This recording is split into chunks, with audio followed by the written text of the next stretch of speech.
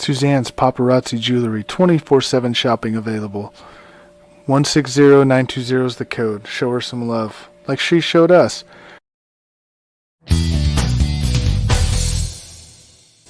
K&A Custom Crafts on Facebook. Hey, what's going on, everybody? Welcome to the Coast to Coast Entertainment Network. I am Ace, and I'm joined tonight by a great group of gentlemen here. So I'm going to go ahead and I'm going to start out with our first one. I'm going to introduce to you, well, he tries to call himself Mr. Laker, but his name is Isaiah Leong. How's it going tonight? It is not really going so well because the Lakers currently are down by 30 to the Portland Trailblazers, and some of my other college, not my teams, but teams that I really wanted to win, lost today. So that's a big fat bummer. But it's great to be back with you guys to do this show. It's going to be a great show tonight because it's open forum night, and we always have a fun time doing open forum. So can't wait for the show. And shout out to the New Mexico State Aggies. They got their hat on today. They officially became a member of the Conference USA, which is very exciting because they haven't been in a conference for the last seven years, and it will really help their program in the long run. All right, and then, of course, welcome in Mr. Crispy Bacon. Crispy Bacon, how are you doing tonight? I'm doing good. How's everybody doing tonight? Well, fine, but even if I complain, no one would kind of listen anyways. So when it comes to that, we're going to kick this off. We're going to have a little bit of fun tonight in our first for our first topic. So, for our first topic, the one thing that I kind of wanted to talk about today was that craziness that we call college football, because we haven't seen this many losses in the top 25 in quite some time. There was a lot of them out there. So, Isaiah, I'll let you go ahead and kick this off. What do you think was the most shocking upset that you saw today? Well, I think the most shocking upset was probably, for me, it wasn't, I don't think it was really, it wasn't an upset in terms of the rankings, but it was Florida going to South Carolina and just getting completely blown out. I mean, this game wasn't close whatsoever. They were down 30-10 at halftime, not at the end of the third quarter with 6 minutes left in the fourth quarter. They were down 30-10 at halftime to a South Carolina team that was supposed to be rebuilding. The quarterback was, I believe, making his first career start for the South Carolina Gamecocks. And Florida, before the season started, a lot of people actually had them pegged as an SEC East champion to challenge the Georgia Bulldogs. And right now they're 4-5. They have struggled mightily the last couple of weeks. They got blown out by Georgia last week. Now you get blown out by a lowly South Carolina team. I think for me, that was, out of all the upsets that happened, I think that was like the most shocking result, because I picked Florida to win this game because I knew South Carolina was not a good football team, but I certainly did not think that South Carolina was going to blow out Florida. And now it remains to be seen what happens to Florida head coach Dan Mullen, because there's a lot of pressure on him, since you're coaching at Florida, and Florida is one of the biggest brands in all of college football. They try to measure themselves with Alabama and Georgia, and I kind of view them as USC of the East, because they always think that they're this, or they were this great program winning championships year in and year out. And when you're not winning championships or even contending for championships at Florida, and like you're going 4-5 is basically like winning 2 games and losing 10 games at any other program at Florida. So Dan Mullen is certainly in trouble at Florida. That was probably like my biggest shock of the day.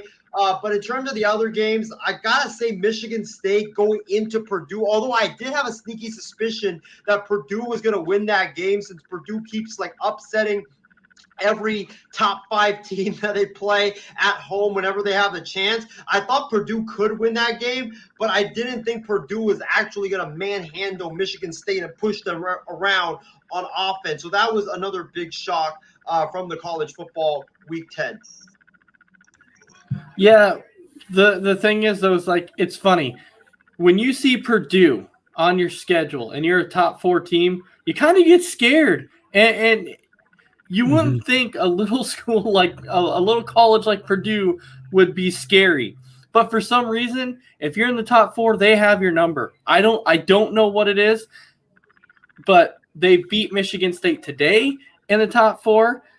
They ended up beating – who else was it in the top 4? I'm drawing a blank, but they did it this year again. They beat another team in the top 4. And it's escaping me who exactly it was, but they've already beat 2 teams this year that were ranked in the top 4. And I'm just telling you. If Purdue, Iowa, that's right. So if Purdue somehow would have got this whole season put together, imagine where they would be sitting right now. If they would have beat the teams that they were supposed to beat, they would be sitting pretty. They could potentially be a top 4 team. So for me, it's still kind of a shocker because they just put Michigan State in the top 4. And a lot of people were saying, should they have been in the top 4? Well, it shows today that maybe they shouldn't have been in the top 4. So we're going to get a lot of changes after today with especially how, games panned out. Even though there was some really, really close games, you had Alabama who barely beat LSU. They only beat them 20-14. They actually had a chance at losing because LSU had the ball within the 5 and they couldn't score. And then they had it back again, and they could not get first downs and go down the field and score again. And so Alabama was able to run out the clock at the end. But that was a really good game. It was a rivalry game, really, really good. So, Chris, I'm going to turn to you on this. What was your overall thinkings of the college football games today? I mean, there's a lot. Like I think we discussed in the chat earlier that there's a lot of upsets within the top 25 ranking, and I'm sure, like you said a moment ago, that we're going to see a lot of changes. At least in the top 4, because that's the playoff rankings, coming up, and I don't know. I mean, there's a lot of teams that look like they're in good positions. Somebody like Oregon should move up a little bit. They're continuing their winning streak, and then you got Cincinnati, who's still undefeated, so maybe they could be up, maybe at least at the top 5, maybe 4. I was kind of surprised they weren't in the top 2 at least. Well, here's the problem I see with this. Okay, this is the problem I see, and the simple problem is we know who our top 4 teams are. Which was Georgia, Alabama, Michigan State, and then we had Oregon. Those were our top 4. But you look at how those top 4 played. Okay, the Georgia game against Missouri, it wasn't close. It started out as a good game, but Georgia was able to pull away, and they did what they were supposed to do. So they ended up winning 43-6. So they're going to end up staying at number 1. That's not going to change. Alabama, even though they won 20-14 over LSU, which that game was supposed to be a walk in the park for Alabama also because LSU is just not very good. They only won by 6, but it is Alabama, so they're not going to move from the number 2 spot only because they still won. Now it comes to number 3. You have Michigan State losing to Purdue. This is kind of where it gets interesting. Because now Michigan State's going to automatically drop from the top 4. So they're going to be gone. But then you have number 4, Oregon, who barely beat Washington. It was 26-16. So they only won by 10 points. So would it surprise me if they don't drop to number 3? Not really. I could actually see Oregon staying at number 4 only because they beat the Huskies, a 4-4 Huskies team, by 10 points. Who would go up to number 4? Well, when you look at like 5 on, you have Ohio State, who's sitting at number 5. I don't think that they're going to jump in there. They potentially could, but I don't think that you can allow them to leapfrog Oregon simply based upon because the Ducks beat them. That's why I don't think you could put Oregon State at number 3 instead of Oregon. Then you get to Cincinnati. And Cincinnati today won 28-20 over Tulsa. And I know that one should have not even been that close of a game either. So this is where it starts getting to be really, really confusing because Isaiah and Chris, you know just as well as me. You know they're not going to take the Cincinnati team, and you know they're not going to put them in the top 4. They're just not going to do it. Should they? Absolutely. They should give Cincinnati a shot because, you know, for a while they had them ranked at number 2, and then they dropped them all the way down. So you got to give the Cincinnati team a shot. But I don't think they're going to do it. So if anything, maybe Ohio State, I think that they're going to get in.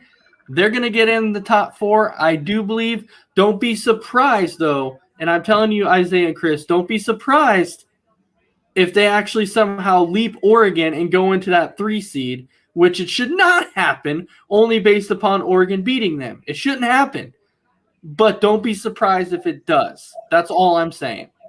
They should just have all of the conference winners in the playoff bracket. What about Oklahoma? Make it easier. Oklahoma, it could very well happen. Oklahoma, they were coming in at like the 8, I do believe. Yeah, they were coming in as the 8th seed, maybe, but I still don't think that they would put them into the top 4. I don't think they will. It could be close, but I don't think they'll put them up to number 4. So welcome in Christy Wilson's who's here. She's saying hi. Lisa's here. She's saying hi. Nate is saying Purdue has now beaten their last 17 opponents that are in the top 5. Yeah, they are what you would call the ultimate upsets. That's what they do. They upset people. They're being secretly coached by Drew Brees. And then Ishmael saying good evening. So welcome in, Ishmael. And then Imy's here. She's saying hello. So welcome in. All right. So Isaiah, would you agree with that, though, that the 4 teams that I'm saying after this week, don't be surprised if it's Georgia, Alabama, Ohio State, and then Oregon? I don't agree with the order just because I think that they'll keep Oregon ahead of Ohio State just because of the head-to-head.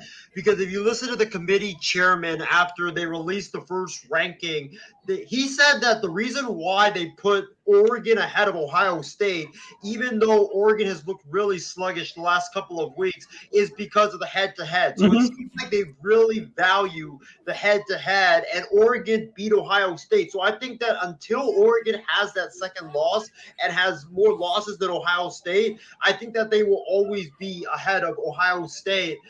In terms of the other teams, even though Bama struggled against LSU today, and that was another really big shocker because LSU looked like last week that they had quit on Coach O, and then somehow, some way they go into Tuscaloosa and keeps it close with Alabama. And they should have won that game. You know, they had, I believe, they had 4 plays from either the 7 or the 8-yard line in Alabama territory. And if you can debate it all you want, but I think Coach O should not have gone for it on 4th down and goal from the 8. I think he should have kicked the field goal because you had 6 minutes left. You kick the field goal there, and then I know, we're going back in history, and, who knows what happens if you kick the field goal. But if you kick the field goal, you're down 3.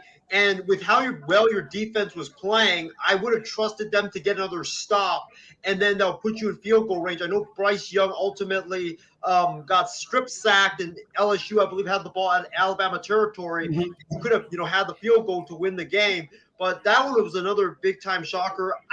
Even though Alabama did play LSU close, I just can't see the committee saying, like, yeah, we're going to drop you from 2 all the way to 4 just because you played LSU really close. Like you, Ace, Cincinnati, I was telling my guy Stephen Wang this and Callan this, I just don't see Cincinnati being in the top 4 unless they beat every team the rest of the way by 50 points. That's like the only way I see Cincinnati getting in. Like I could see them putting in a team that you don't even expect that's right now in the top like number 15 or somewhere in the middle of that top 25 ranking, I could see them putting them in over Cincinnati just because I just don't think the committee really respects Cincinnati. And I feel so damn bad for all the kids there because they know that whatever they do, unless they beat every team by 50, you're not going to the playoffs. No, they would actually put in Oklahoma before they put in Cincinnati. And Oklahoma's sitting at number 8. So with Oklahoma sitting at number 8, I would not be surprised because next week, this is the interesting point here. Next week, Purdue plays another top 5 team, and next week they play Ohio State. So are we going to see another upset if Ohio State loses next week? This kind of changes everything again. This changes everything for the Big Ten, and now you know that Ohio State would have to drop way down because they would have 2 losses at this point. So it's going to kind of be interesting to see where these rankings go. Christy Wilson says that she's just as confused as us. She's like, I have no idea how it's going to go. I seriously have no idea either. So it's definitely going to be a wait to see after what we saw today. It's kind of a big old jumbled mess. It's going to be interesting to see which way it goes. So Imi is asking, what team is Isaiah going for this weekend? Well, who knows? We don't really know at this point. Oh, Hawaii. I think they're actually ahead right now. I believe they currently are ahead. I believe so. But anyways, we can go ahead and we can actually jump into our next topic, which I know one of them because we're going to talk a little NFL here. And this is funny how we were talking about this, Isaiah. If you remember, we were talking about this on MI6. We were talking about the Odell Beckham situation, right? We talked about this on Monday. We're like, where is this going to go? And yes, Ishmael, this is open forum. We said, where is this going to go? Well, guess what? He ended up getting cut, just like we thought was going to happen, or released, so to say, which now means because, well, no, it's actually a little different because when you get released at this point, you go through the waiver wires. If you get cut, you don't have to go through the waiver wires and everything else. You get you become a free agent and you're free to sign with whoever you want. But now Odell Beckham becomes an actual, he's not really a free agent yet. He has to pass through waivers. And so this was kind of a conversation that we were having. Where will Odell go when he goes through waivers? There's multiple teams I could see him going through. I don't think the Lions will claim him. I just don't think they will because they know that their season's pretty much over. I think if anything, I think you're going to see a contender want to sign Odell Beckham. I don't know why. I'm still not sure why because we know kind of what he is in the locker room from the experience from the Giants and the Browns. We just know it's just not good. Odell Beckham needs to be on a team to where he's that number one guy. He's got to be that one. He has to be the one because if he goes anywhere else to where there's other receivers, it's not going to work because Odell is a me first guy. He wants the ball, and that's just how it's going to always be. So I don't know. Maybe. I mean, Jacksonville's done anyways this season. They're done. I know Isaiah will sit there and say they're not, but they're done anyways. Maybe a team like Jacksonville. Maybe you were talking about a San Fran team. Maybe potentially, but I don't know. I think he's gonna have to go to a contender. If anybody wants to claim him, it'll be a contender. So, Chris, go ahead. No, I was going to say you could put the Rams in there. You could put the Saints. You could put the Cardinals, which I doubt that would happen, but you're talking contenders. Well, but will the Rams actually go after him? I don't know if the Rams might look at Odell too and be like, we don't want that ego on our team. They may not want that ego because right now, considering they released Deshaun Jackson, kind of over that situation. Yeah, I'm telling you, they don't want that ego on the team because what they have going right now in LA with the Rams, they have it perfectly. They're doing really good. They don't want to wreck that. And you bring in a guy like Odell, you don't know what it's going to cost. You just don't. And so I He know has any good of your talent. any of your top tier teams, they might also be scared to claim him because they don't know what he's going to bring within the locker room. That's going to be the scary part of it. So, Yeah. Isaiah, go ahead. If I'm Jacksonville, if I'm Urban Meyer and I'm Jacksonville, I would claim him. I would claim him because you need a number one wide receiver. And I mean, Jacksonville, their locker room, I mean, it's pretty much chaos all around with the Urban Meyer thing. And then you have other stuff going on in that locker room. I would just do it. I'm not saying the Jaguars do it like for this year, but do it for next year as well. Like I think you would have, if you claim him, if I'm not mistaken, you would have him for next year. Is that correct? No, well, No. no, you would have to extend him. You would have to Oh, okay. extend You him would have him because for the rest of because the year. because the Browns bought out his contract. So because they bought out his contract basically expires. But the problem is this. The problem is whoever claims him has to be able to pick up the rest of his salary, which I believe the rest of his salary is around $7 million. So whoever claims him would have to pay that extra $7 million. If you're Jacksonville, you may do it. But here's a team that I'm saying don't be surprised they put in a claim on him, and that is the Las Vegas Raiders. And the reason I'm saying is because since Ruggs is no longer there, who's their true number one? Who is their true number one?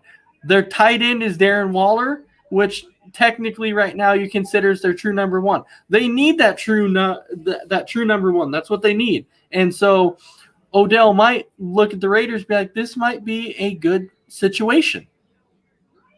Yes, no, maybe. I don't know. But a few questions we have here. Sign Jackson too, though. Huh? Apparently they're closing in on signing Deshaun Jackson. So I don't know.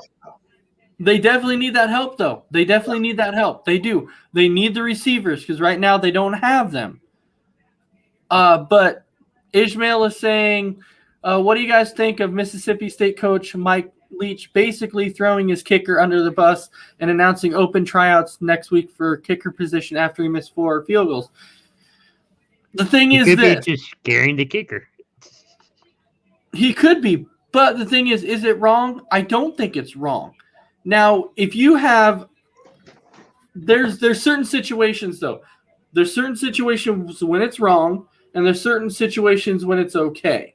And there's certain situations to where it would be wrong was, let's say that the kicker has been an absolute, he's been money for you. He's been killing it. Barely misses field goals and then has one bad game. And then you go out there and say, you know what? You missed 4 field goals in this game. We're going to do an open tryout because you missed 4.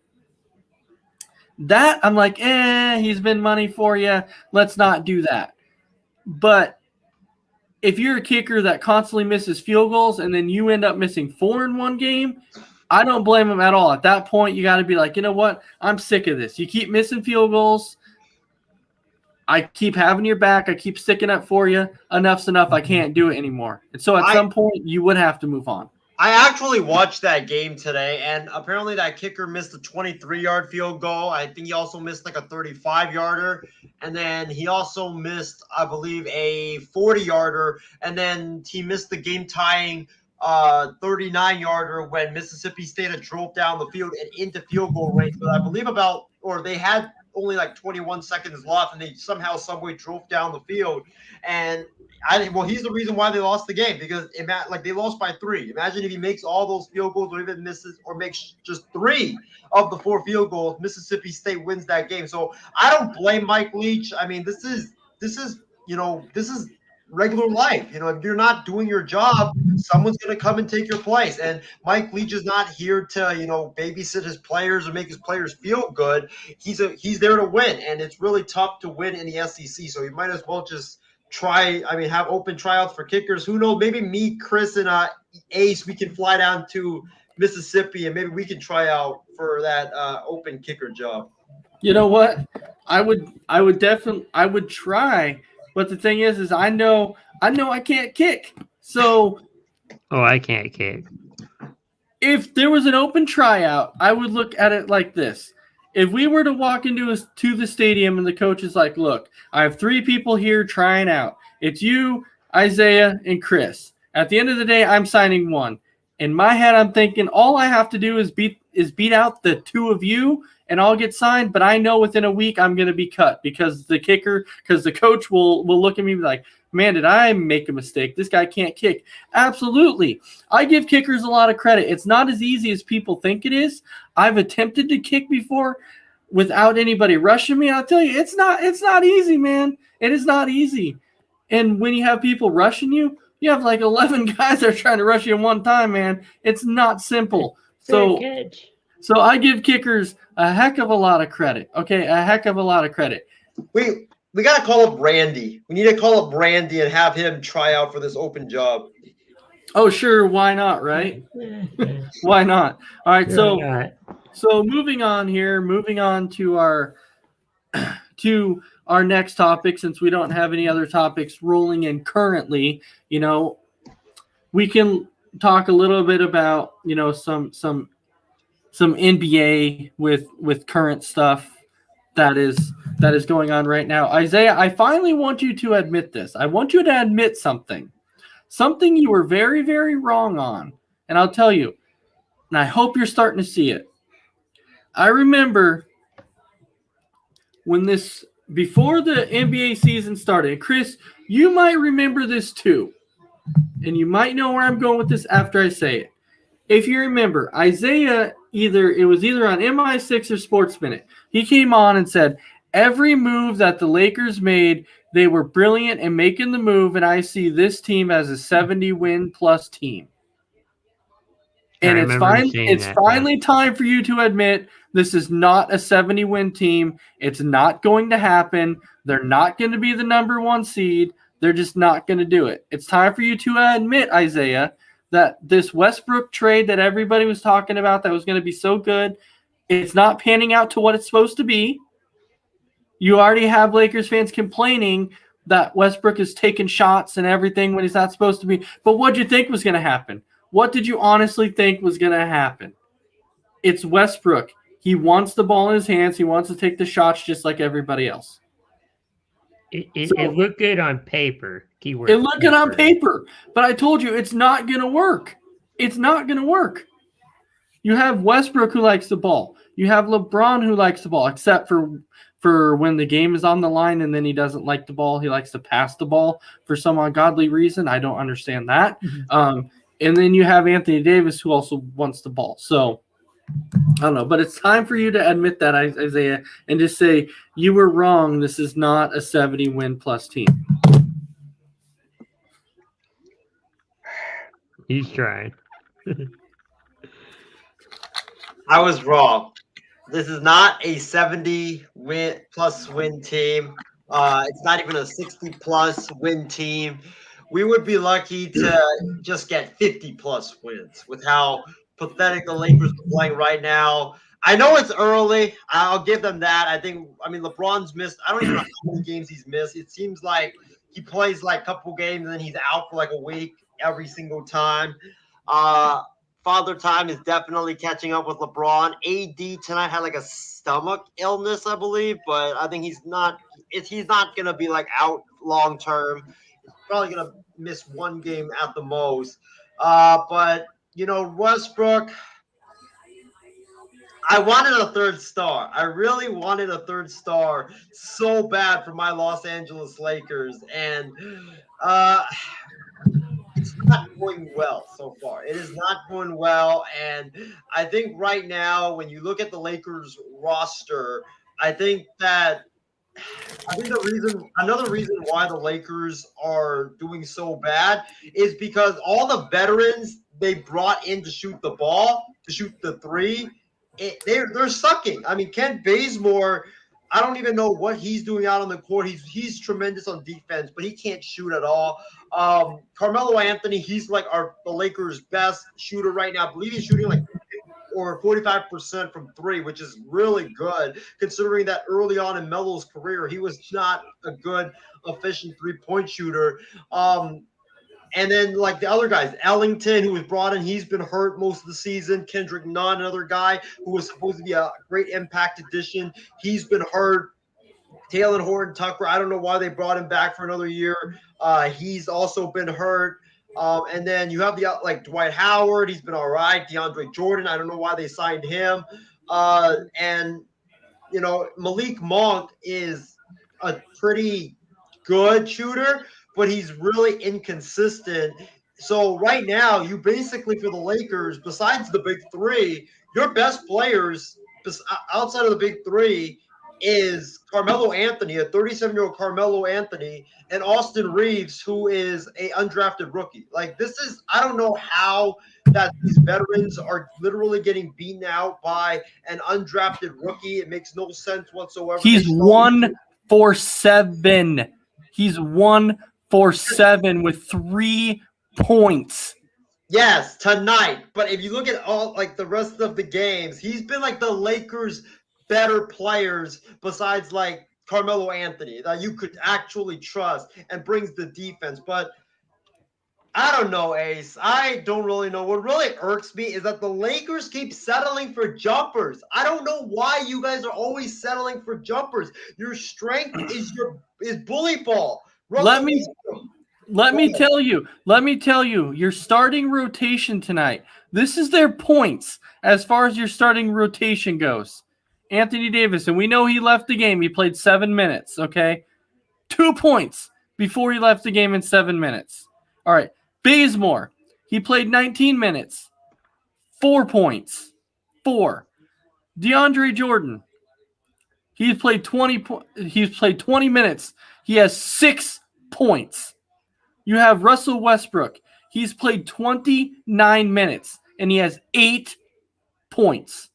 You have Avery Bradley, which is your fifth starter. He's played 23 minutes and has 4 points. 4. So that is your starting rotation tonight. You tell me how that is going to work. That's not going to get the job done. It's not. A lot of like Bazemore, I've said it for a long time. I like Bazemore. I'm glad that he's back on the Lakers. But this dude needs to stop trying to be Steph Curry. He's not a good three-point shooter at all. He's a really tenacious defender. I'll give him that. But like I've been saying on other shows, the Lakers, what they need to do is just drive to the basket and go to the paint and play bully ball in the paint. Russell Westbrook, he's a tremendous force in the paint. Anthony Davis, why you are 6'11", right? He's 6'11" or 7 foot, something like that. 6'11", he's like 200 something pounds. Why are you shooting jumpers from the outside when you are a 30% three-point shooter this season? It makes no sense whatsoever. LeBron James, for some reason, is shooting more threes than ever. Carmelo Anthony, he's the only one. Him and Austin Reeves, besides those two, are the only ones allowed to shoot threes for the Lakers. The other guys, if they shoot 1 3, the Lakers should dock their pay each game and each triple that they decide to take, because this is not your strength. You're playing to the other team's strength, which is make you shoot threes. You're a good team in the paint, so bully your way into the paint then. Well, there's 23 seconds left in this game, and the Portland Trailblazers are winning 105-89. So let's just say that game's pretty much on ice. It's pretty much wrapped up. But how about we jump into – so Ishmael actually has a question here. Should the Florida Gators fire Dan Mullen? It's debatable. It is debatable. Yeah. I would say at this point in time, no. Give him another year, see how he does, because last year, he did have Kyle Trask and Kyle Pitts and had a decent year. It was a decent year. He couldn't win that national championship. Now was Kyle Trask a product of Kyle Pitts? That is the question. Was Kyle Trask good because of Kyle Pitts? Who knows? But I don't think it's time to fire him yet. But let's go ahead and jump into a little bit of one of Isaiah's favorite topics here. And no, it's not hockey. Just like Amy says, we limit the hockey talk with Isaiah. So actually, the talk that we're going to talk about is just a little MLB. We've heard a few rumors about where some people might be going. Carlos Correa today was offered a 5-year, $160 million deal from the Houston Astros. Whether or not he goes there or not, I don't know. It'll be is another team going to be willing, because that comes out to about $32 million a season. Is another team going to be looking at Carlos Correa and be wanting to offer him more? The problem is that it's not the money situation that Correa is saying no to. It's the years. He wants more years added on to his contract. So is there going to be another team that's going to want to offer him more years at this point? Isaiah, I'll start out with you. What do you think? Do you think a team's going to step in and offer him more? The Philadelphia Phillies absolutely should step in because we need a shortstop. I'm done watching Didi Gregorius play. He is a decent shortstop, but he has reached his peak in the last couple of years, and I just don't think he's that like quote unquote star that you need next to Bryce Harper. So if I'm Philadelphia, I wouldn't do 10 years. I would probably do more like 7 years and have Correa and Harper, because Correa is young. He's like 27 years of age. Have Correa and have Harper be like the main pillars of your franchise. Plus you have Wheeler. Plus you have Nola as well. And if you do that, I think that I'm not saying the Phillies will make the playoffs or win the division if they sign Carlos Correa, but you would definitely shore up a big position of need in your middle of your lineup, as well as the shortstop position. And I think that if you have Bryce Harper, a really powerful left-handed bat, plus you have Correa, who's right-handed, and then you have Hoskins coming back. He's a power righty. JT Realmuto. That would be a really good middle of the order for the Philadelphia Phillies. So I think Philadelphia should definitely jump into the mix because they definitely need a shortstop. Either go get Correa or go get Corey Seager. But I would prefer Correa if I'm Philadelphia, since I just think Seager he's had too much injuries for my liking. All right. Chris, what do you think? About free agency? Sorry. Yeah, about Carlos Correa staying. Yeah, Correa. Yeah. I think it's a good idea. I mean, he's just coming off a World Series win, and might as well just stay with the team he helped, win that championship for, and maybe chase after another one. All right. So with this, Isaiah, I was going to jump to this quick because I actually just got some news out of San Francisco. This might actually make Isaiah a little bit happy. They have said that George Kittle will be playing tomorrow. He is active. He will be playing along with Robbie Gould. Robbie Gould is also active and will be kicking tomorrow. D Ford has been placed on the IR. So that is the news that has come out that I just received now.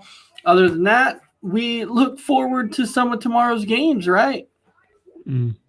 Yeah, I think a little bit of NFL action. I think we're all waiting for it. I'll tell you, the one guy I kind of feel bad for is Mike White. I kind of feel bad for him because I think he could have had a good game. I really think he could have come out and played well against the Colts, but that injury just killed it, man. It just killed it. It sucks to see that. And then it killed the rest of the Jets. Yeah, but Josh Johnson, he waited just a little too long in that game to try and make a comeback against the Colts. If he would have played like that all game, I think they would have had a shot. But he waited too long. So Isaiah, Ishmael wants to know, what's your thoughts on Clay Helton being hired at Georgia Southern? My thoughts on it is pretty much one phrase. Okay. I don't really have much thought about it because I mean you guys know my feelings on Clay Helton. I thought he was a terrible coach at USC.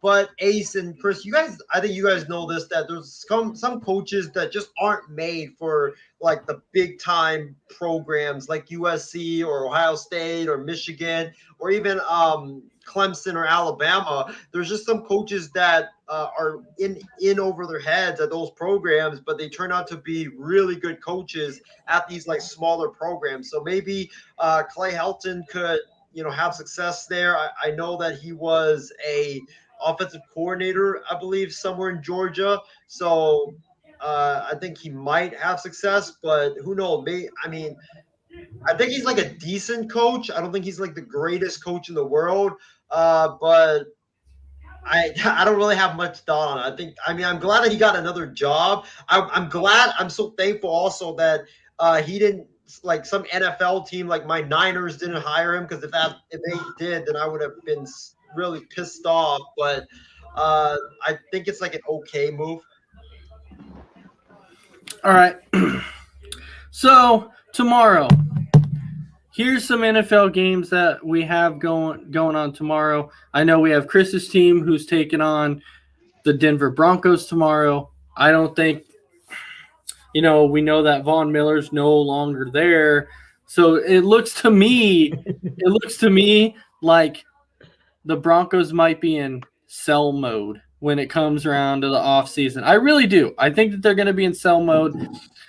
Unless this whole thing, unless like Rodgers decides not to come back to Green Bay and Denver goes, we want him. So, if Denver goes out and gets him, then I can see them trying to sign more people and bring him in. But right now, it definitely looks like Denver is definitely in sell mode. I think when it comes to that, I actually have the Cowboys winning that game. I don't think it'll be too hard because Denver's not really a very good team. We have the Browns and the Bengals. Well, before I go to that one, Isaiah, are you taking the Cowboys or the Broncos? I'm going to go with the Cowboys because it's in Dallas, and I think the Denver Broncos are just they're decent on defense, but the offense is too slow, too predictable, and too conservative. So I definitely gotta go with the Dallas Cowboys. So you're gonna Ace, when I make up my picks tonight, when I text you my picks tonight, who knows? I probably will end up changing it anyways. I'm sure you probably will at some point. I'm sure you'll end up changing your picks here at some point. Let's not forget though, that the next game we have is, and we know who Chris is taking, so I'm not even hitting him on that one because that would be ridiculous to ask him. But next, the next one we have the Browns versus the Bengals, and the Browns and Bengals. So that one, for some reason, something was telling me to take the Bengals. So when I was doing my picks, I decided to take the Bengals. I don't know how the Browns are going to be without Odell Beckham. I know that they haven't been throwing him the ball a whole lot anyways, but I don't know if that's kind of messing everything up. So maybe the Browns were just playing bad because of all this Odell Beckham drama. Maybe that's what the problem was. I don't know. It's going to be interesting to definitely see that. But I have the Bengals in this game. Chris, are you taking the Bengals or the Browns? I'm taking the Bengals. I mean, they've been playing pretty well the last few weeks. I know they've lost like maybe one in between, 1 or 2 games, but overall they've been playing really well. So taking Cincinnati. All right, and then Isaiah.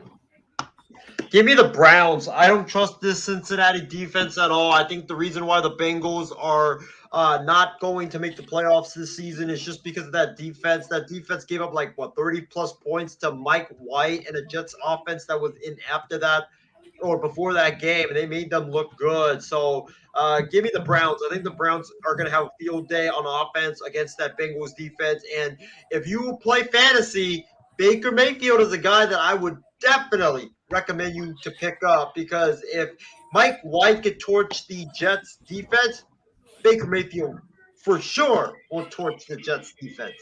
All right. So we actually have a question from Ishmael saying, craziest fluke injuries in sports you guys have heard. I, for one of the craziest ones that I've heard was there was a guy for, I think it was the Phillies, and I think this was a couple of years back. He actually had to miss a couple starts because he got injured zipping up his pants. And that is the craziest. That is one of the flukiest injuries I've ever heard. I'm like, the dude got injured zipping up his pants, and so he actually had to miss a couple starts because of the injury zipping up his pants. It was very, very weird. And go ahead. No, Chris, it's fine. No, I've heard of one. I think it was Grammatica. He was with the Buccaneers, and he was celebrating a game-winning or a game-tying or game-winning field goal, and he, I think he pulled something, and he was out for the year. I think it was like a hamstring or ACL. I think it was ACL. All right. That's just crazy. Isaiah, how about you? Craziest fluke injuries. Wow. Ace, I think I've heard of that one that you've talked about with the Phillies and the guy, missing a couple starts because he injured something zipping up his pants. I think I have actually one of them that's like not, or it's kind of funny. So you guys know how, I believe it was like a couple years ago when the Niners were really bad, and on offense they were like so bad. They were like literally punting the football every single possession that they had. So this was against the St. Louis Rams at that time, and they punted the ball like 10 times in that football game. And after the end of the 10th punt that they had, the announcers told us that the punter was actually out for the rest of the game because he sprained his foot from all that punting. So that was probably like not crazy, but it was like one of the flukiest, weirdest injuries I've ever heard of. Like, how do you sprain your foot punting 10 times? Like, I don't understand that. A lot of leg muscle. Yeah, and then really quickly, the only other one that I heard of was the Phillies pitcher. The other Phillies pitcher, and just something about these Phillies pitchers, I don't know what it is, actually went on the IL due to a testicular contusion, because that was when he took a line drive right to the junk. And I gave him props though, because when he did it, he was falling down because he was in so much pain, but he was able to pick up the ball and throw it to first base, and then he just laid there after it happened. So I'm like, I gave him props. He managed to get the out, but I'm like, dude, that had to hurt. Was he put on the DL at that time, by the way? Or yes, he was. Was it testicular contusion? That's crazy. This sounds painful. Yeah. So Imy's asking if Tom Brady didn't play because of a fingernail problem. No, he played. It was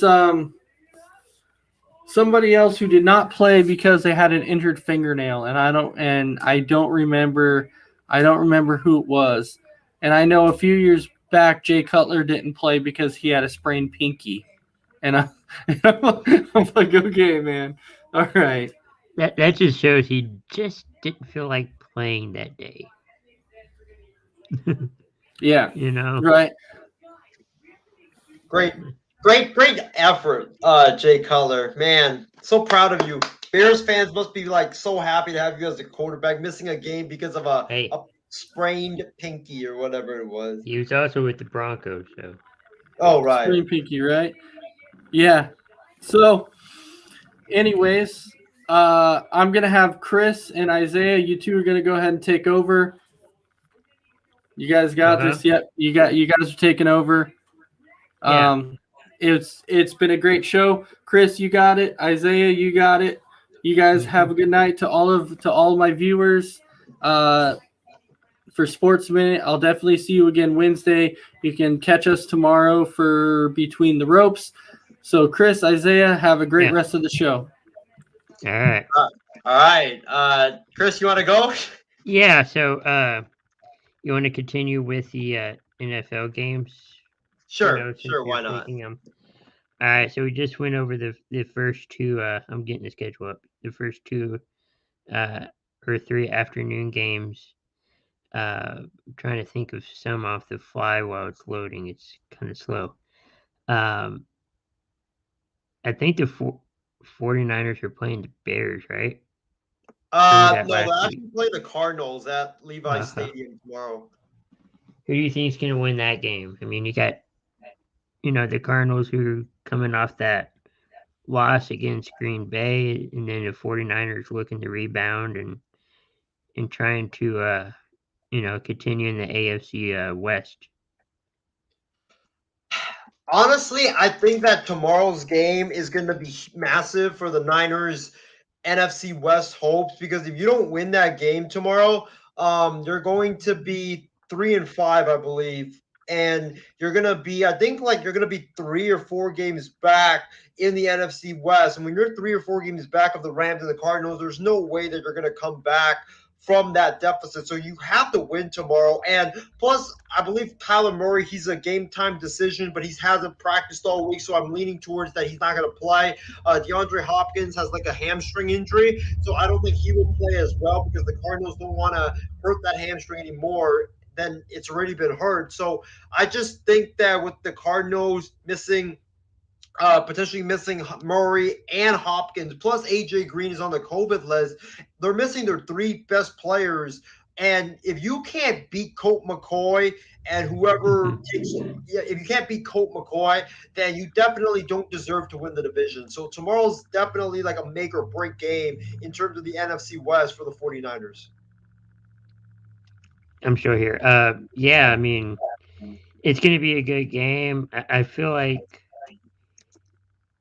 both teams are good in their divisions. Uh, I'm going with Arizona on this one. I feel like they could come back and take a victory against the 49ers. You think who you think is going to win that game? It truly depends, because if Kyler Murray and DeAndre Hopkins play, then I'm gonna go with the Cardinals to win it, just because I don't think the Niners defense and secondary will be able to hold up and stop Hopkins and Murray. But if those guys don't play, and we won't truly know until I believe like 12 p.m. Pacific time tomorrow, if they don't play, then I'm going to have to go with the Niners, because Colt McCoy, we've seen him before. He's not really that great of a quarterback. Plus, Hopkins is out. So you're going to have to rely on Christian Kirk and the running game with James Conner. And I think the Niners, we saw last week that James Conner, they can shut down the running game, but it's about the secondary. And with if DeAndre Hopkins doesn't play, that's going to be like a huge boost towards the 49ers chances. So for me right now, I don't really know. I think I'm going to have to decide like I'm going to have to decide when I know who really is playing tomorrow, because I just can't pick, or I can't pick until I know if Kyler and DeAndre Hopkins are going to play. Okay. Let's see. We have Ishmael saying about the fluke injuries. Lamar Jackson tore his ACL celebrating a sack. Remember that, y'all? Wasn't that Lamar Houston, not Lamar Jackson? Maybe it was Houston. But yeah, that is kind of crazy. You celebrating a successful play, and all of a sudden, something like that happens, and then it's like, why did I do that? That's just horrible. Yeah, really, really terrible injury, man. Brandon saying, "What's up? What's up, Brett B? What's up?" This was also asking me, Chris, do you think the Cowboys have what it takes to win it all? I hope so. I hope so. It just depends on how the rest of the season goes. You think the Cowboys could win it all, Isaiah, or it just depends on the season? I think it just depends on the season. I think that Because I think right now, I think the Cowboys have a really explosive offense, but I think when you're playing teams in the playoffs that have really explosive offense as well, I just don't know how that defense will hold up. Even though it's held up really nicely throughout the first like 8 weeks of the season, I don't know how it's gonna hold up when you have to play like Tom Brady and Aaron Rodgers and other great quarterbacks in the NFC. Yeah, it's just gonna depends on what the seeding is and how the Cowboys do the rest of the year. Let's see, another good game. The Packers and the Chiefs. We all know is going to be Patrick Mahomes going up against Rodgers, but Rodgers is out with COVID. Chiefs are trying to continue a winning streak. They're 4-4. Packers are at 7-1. What do you think about this game, and who do you think is going to take it? Isaiah.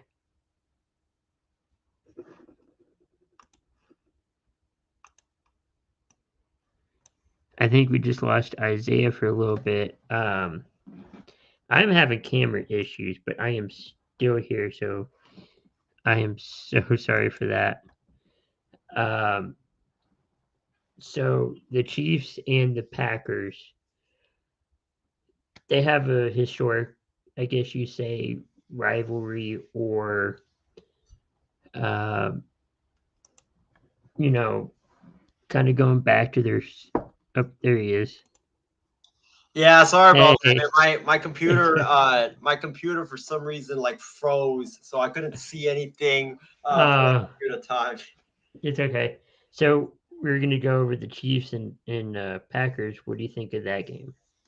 Ooh, I think that Jordan Love will actually have a great day tomorrow because I think that the Chiefs defense is not that good.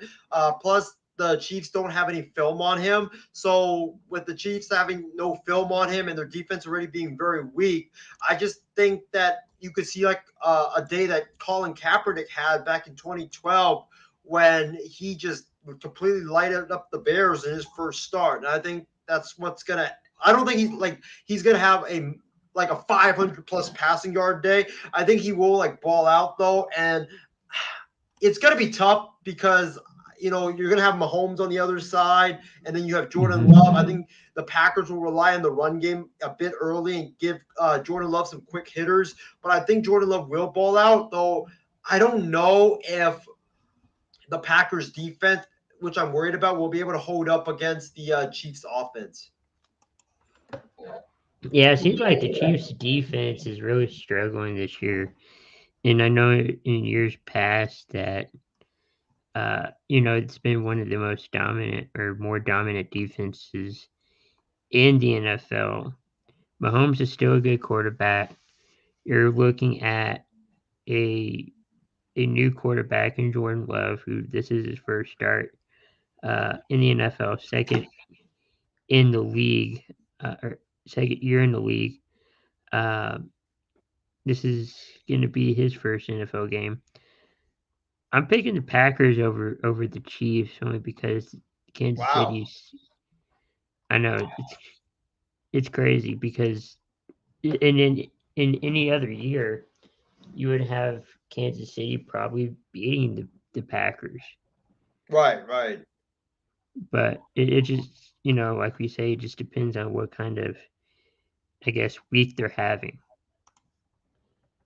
Yeah, Um, I don't know because the Chiefs, their defense is so bad, but now it seems like the offense is getting bad as we speak the last couple of weeks, and Mahomes has been throwing like so many interceptions the last like this entire season. I think he has like 10 interceptions. Is that right, Chris? mhm.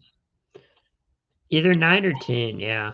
Yeah, he's It's got like been a 9 or 10 interceptions. He has like so many interceptions, and I just think that Mahomes is trying to do too much, and I also think that defenses have just figured him out, like how to stop him by playing the two safeties deep, and then taking away Tyreek Hill and Travis Kelsey, and Mahomes just for some reason when he can't find them, instead of taking what the defense gives you, he just tries to play hero ball, and it just gets picked off. So I I don't know. It's really going to depend what Packer defense we get. If we get the Packer defense that played well against the Niners, then I think the Packers will win. But if we get the Packers defense that gave up like 30, 40 points against the Saints with Jameis Winston, then the Chiefs will win because I don't think Jordan Love can afford to get into a shootout with Patrick Mahomes.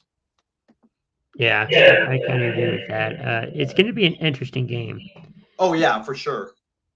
So we're at that hour mark. We couldn't get to every game. And so to close out, Isaiah, you got 30 to 45 seconds to say whatever you want to say. Oh, yeah, it was a great show. I want to thank our fans for tuning in. I want to thank Ishmael, Brandon, Imy, Nate, as well as Christy Wilson. And I think we had Lisa, and Mm-hmm. I think that was it. But it was a great show. Thank you to everybody for tuning in to the show tonight and for giving us so many great questions and comments on the program tonight. Looking forward to tomorrow. It's going to be a big week of NFL action, and also looking forward to the upcoming week of shows that we got both on MI6 as well as Coast to Coast. Yeah, it's going to be a good week. Tomorrow morning we have the morning tailgate. I'll be on. Big B will be on. And you'll see a lot of other people. So make sure to tune in. You also have Between the Ropes, and just make sure to stay with Coast to Coast and MI6. Both have great shows on their networks, and we will see you guys next week for another edition of Sports Minute. So have a great night, everyone.